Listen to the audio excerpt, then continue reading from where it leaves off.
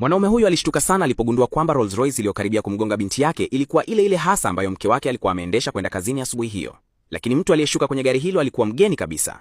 Mwanaume huyo mwenye kiburi alianza kumtukana baba na binti yake, akiwakejeli kwa kufikiri kwamba watu maskini kama wao walistahili kuwepo mahali hapo. Kisha mwanawe akatoa simu yake na kuanza kurekodi baba na binti yake wakipanda baiskeli, akisema kwamba angechapisha video hiyo kwenye jukwaa la shule ili kuwadharau. Msichana mdogo alikuwa karibu kujibu na kubishana nao, lakini baba yake alimzuia akisema kwamba jambo muhimu zaidi kwa sasa lilikuwa sherehe yake ya tuzo na kwamba wangeshughulikia swala hilo baadaye. Baba na mwana walipoona hivyo, walidhani wamewaogoka, hivyo wakakimbia na kuipiga teke baiskeli yao hadi ikaanguka chini. Hawakujua kwamba kadri walivyozidi kuwa na kiburi sasa, ndivyo wangeumia zaidi baadaye. Muda mfupi baadaye, kundi hilo liliingia kwenye ukumbi wa shule na makamu mkuu wa shule akasimama jukwani kutangaza kwamba msichana mdogo alikuwa ameshinda tuzo ya juu zaidi katika mashindano ya kitaifa ya sayansi. Baba wa yule mvulana alisimama mara moja na kupinga hadharani, akipiga kelele kwamba tuzo hiyo ilipaswa kwenda kwa mwanawe badala yake. Hata alitoa dola milioni 10 ili kununua ushindi huo, kwa sababu mshindi wa nafasi ya kwanza angepata nafasi ya kusoma nje ya nchi katika chuo kikuu bora, hivyo alikuwa tayari kutumia kiasi chochote cha pesa kupata heshima hiyo. Wakati huo mwanaume huyo aligundua kwamba black card iliyokuwa mkononi mwa yule mwanaume mwingine ilikuwa kadi ya ziada aliyompa mke wake. Akiwa ameficha hasira zilizokuwa zikimchemka moyoni, aliamua kusuluhisha mambo na mke wake baada ya sherehe kumalizika. Lakini kwa mshangao wa kila mtu, makamu mkuu huyo mwenye tamaa ya pesa kweli alipanga kumpa mvulana mwingine kombe la msichana huyo. Msichana mdogo mara moja alilikumbatia kombe hilo kwa nguvu na kusema kwamba mvulana huyo hakustahili.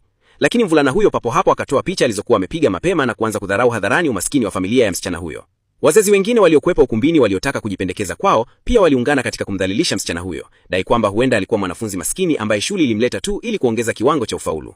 Kilichowakasirisha watu zaidi ni kwamba mvulana huyo alianza hata kumshika msichana huyo vibaya hadharani. Kwa bahati nzuri baba yake alikimbilia jukwani na kumzuia kwa wakati. Wakati huo huo, yule mwanaume mwenye kiburi bado hakujua kwamba muda mfupi kabla, mwanaume huyo alikuwa tayari amepiga simu na kuifungia black card hiyo. Kama ilivyotarajiwa, alipojaribu kuitumia hakuna hata dola moja iliyopitishwa. Wazazi wengine mara moja wakaanza kumcheka na kumuita tajiri wa bandia. Akiwa na hofu, haraka alimuita mwanamke mmoja na kudai atumiwe dola milioni 50 mara moja. Aliposikia sauti ya mke wake upande wa pili wa simu, mwanaume huyo hatimaye aligundua kwamba mke wake alikuwa amemsaliti kabisa ndoa yao. Sekunde iliyofuata, alipokea simu kutoka kwa mke wake ambaye alimwambia kwa haraka kwamba alihitaji dola milioni 50 na amtumie mara moja. Mwanaume huyo alikataa moja kwa moja na kukata simu. Lakini baba wa yule mvulana alidhani yote hayo yalikuwa maigizo tu. Ghafla ujumbe wa simu ukaingia ukisema kwamba dola milioni 50 zilikuwa zimewekwa.